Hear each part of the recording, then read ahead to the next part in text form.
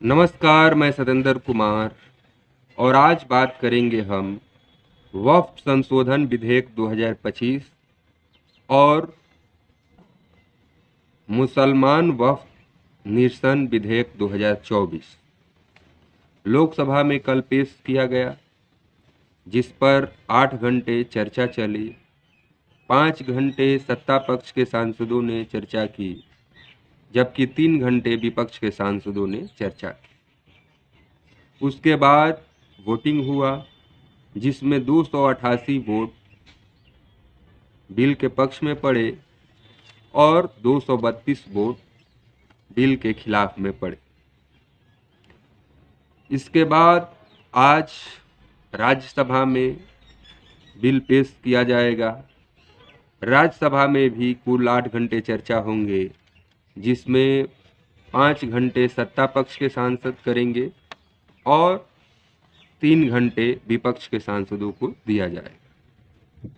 उसके बाद वहां पर भी वोटिंग होगी और राज्यसभा से इस बिल को पास कराने के लिए 119 सांसदों की ज़रूरत है, जो कि सत्ता पक्ष के पास है। तो ये माना जा रहा है कि अब राज्यसभा में भी आज इस बिल को पास करा लिया जाएगा। अब बात यह है कि आखिर इस बिल पर जो विपक्ष तमाम तरह की सवाल उठा रहा है और सत्ता पक्ष के द्वारा आपने सदन में देखा होगा कि किस तरह की भाषा की बात, चाहे वो गृह मंत्री अमित शाह हों, अल्पसंख्यक मामलों के मंत्री किरण रिजिजू हों, जितने भी सरकार के पक्ष वाले लोग हैं, वो किस तरह के इस बिल का लाभ बता रहे हैं और विपक्ष इस पर नुकसान बता रहा है। तमाम तरह के मीडिया, राष्ट्रीय चैनल हो चाहे सोशल मीडिया हो, आपको बताया जा रहा है कि कितना फ़ायदा हो जाएगा। जैसे लगता है कि हिंदुस्तान के 80 करोड़ मुसलमान जो इस देश में रहते हैं और उनके जितने भी गरीब तबके के जो लोग हैं, जो पसमानदा हैं, अहमदिया हैं मुसलमान में, उन सब की गरीबी दूर अल्पसंख्यक मामलों के मंत्री किरण रिजिजू करेंगे। हालांकि वो मुस्लिम समाज से नहीं आते हैं, वो बौद्ध समाज से आते हैं, लेकिन फिर भी वो भी तो अल्पसंख्यक है। लेकिन वो अपने समाज की गरीबी दूर नहीं करना चाहते हैं। ना ही बीजेपी सरकार हिंदू समाज की गरीबी दूर करना चाहती है, लेकिन 80 करोड़ मुसलमानों की चिंता उनको खाए जा रही है और इसके लिए उन्होंने ये वक्फ अमेंडमेंट बिल लाया। इसमें 40 संशोधन किए जा रहे हैं, यानी 40 धाराओं का अमेंडमेंट किया जा रहा है। लेकिन इससे जो विपक्ष है वो नाखुश है, जो मुस्लिम संगठन है इसके विरोध में है। जितने भी मुस्लिम समाज के लोग हैं इसका विरोध कर रहे हैं। उनको संदेह है कि हमारी जो ज़मीनें हैं वो सरकार हड़पना चाहती है, और ये संदेह और गहरा होता जाता है जब विपक्ष को इस तरह की बातें, जो आजकल आपने देखा होगा कि सत्ता पक्ष के नेताओं के द्वारा बयानबाजी किए जा रहे हैं। लोकसभा में अल्पसंख्यक मामलों के मंत्री किरण रिजिजू ने ये बात कहा कि दुनिया में सबसे ज़्यादा वक्फ की ज़मीन हिंदुस्तान में है, फिर भी हमारे देश के मुसलमान गरीब क्यों हैं? इनकी पढ़ाई के लिए, मेडिकल ट्रीटमेंट के लिए पिछले 50 वर्षों में कांग्रेस की सरकार ने क्या किया? ये सरकार गरीब मुसलमानों के लिए नरेंद्र मोदी के नेतृत्व में काम करना चाह रही है तो इसमें विपक्ष को क्या आपत्ति?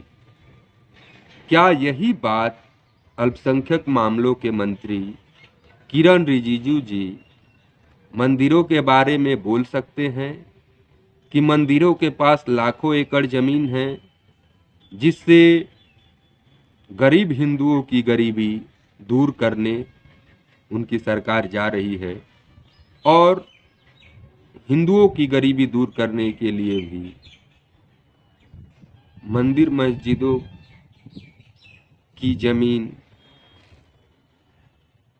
पर भी वो कोई बिल लाने वाले, जिस तरह से मस्जिदों पर कोई बिल लेकर आए हैं उसी तरह वो हिंदू के जो मंदिर हैं उनके लिए भी कोई बिल लेकर आएंगे ताकि मंदिरों के जमीन को बेचकर वो गरीब हिंदुओं की गरीबी दूर कर सके।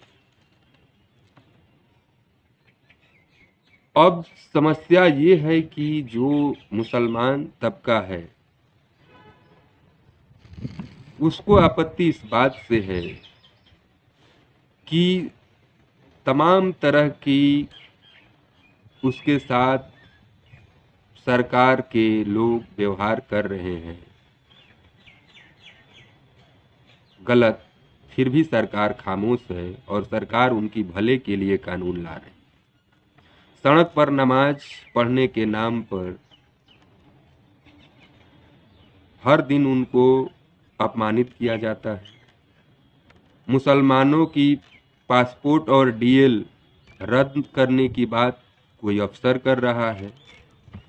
गौ रक्षा के नाम पर कोई गरीब मुसलमान को मार दिया जा रहा है।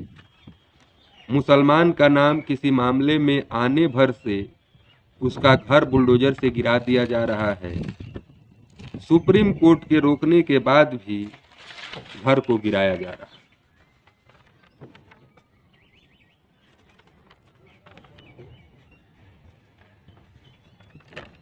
तो इस तरह की बातें जब एक आम मुस्लिम के जेहन में जाती है तो उसके मन में क्या होता है? शाकाहारी के नाम पर व्रत के दिनों में उनकी दुकानें बंद करा दी जाती हैं। मुसलमानों के ईदगाहों पर हर दिन दावे किए जाते हैं। उनकी मस्जिदों की खुदाई हर दिन हो रही है। सरकार को अपने कभी बोलते या रोकते हुए देखा है, बल्कि उसके लोग बयान देकर उकसाने का काम करते और उस पार्टी के जो नेता हैं उनको गरीब मुसलमानों की इतनी चिंता है कि 10 साल के कार्यकाल के बाद मुसलमानों के भलाई के लिए वक्फ संशोधन बिल पेश किया जा रहा है। नीतीश का नायडू का समर्थन विपक्ष को लग रहा था कि नहीं मिलेगा सत्ता पक्ष को, लेकिन जो इस तरह की सोचते हैं आम आदमी भी, वो बड़ी मासूम है।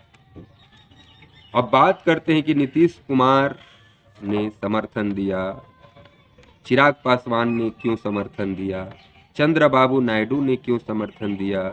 ये तो खुद को सेकुलर कहते हैं और मुसलमानों को हितैषी कहते हैं। जो नीतीश कुमार बिहार में 20 साल से मुख्यमंत्री रहने के बाद भूमि सुधार लागू नहीं कर पाए, वादा किया था कि भूमि सुधार करेंगे। बंदोपाध्याय कमेटी बनाई गई, 2008 में इसकी रिपोर्ट आ गई, लेकिन नीतीश कुमार खुद भूमि सुधार कर भूमिहीन किसानों का भला करना भूल गए। अब यही नीतीश कुमार और उनके सांसद मुसलमानों का भला करने के लिए वक्फ बिल का समर्थन कर रहे हैं और लोकसभा में इसके पक्ष में वोट किया। अब सवाल यह है कि बीजेपी और जेडीयू मुसलमानों का ही क्यों भला करना चाह रही हैं? बिहार में बंदोपाध्याय कमेटी की रिपोर्ट तैयार है, उसे लागू करके करोड़ों भूमिहीन का भला क्यों नहीं करना चाह रही है? क्या वे अपनी गरीबी दूर करने का इंतजार नहीं करते?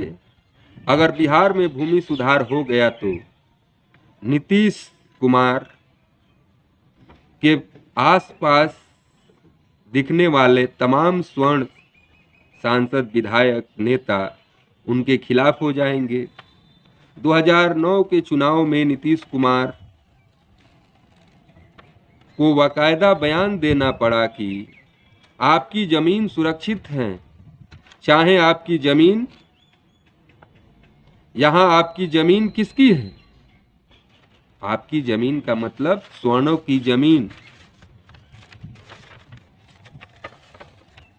नीतीश कुमार ने कहा था कि हम बटाईदार किसानों को नहीं आपकी जमीन बांटने जा रहे हैं, आश्वस्त रहिए।